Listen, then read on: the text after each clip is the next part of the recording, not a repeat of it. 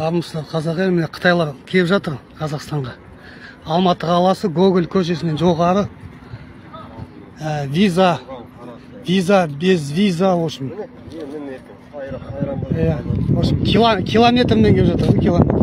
Енді туристтар шығар енді, бірақ та енді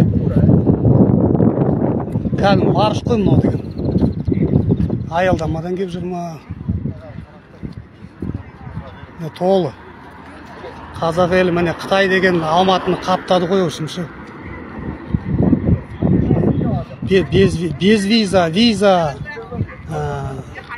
Қай қаладан келіп жатқан белгісіз Қытайдың. Осы 2019-дан бастап енді Чэнду қаласынан келіп жатқан.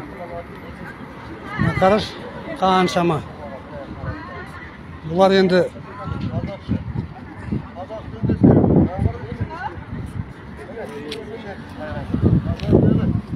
сопровождение ме жүр ғой? Что там, сопровождение ма? Сопровождение емес екен.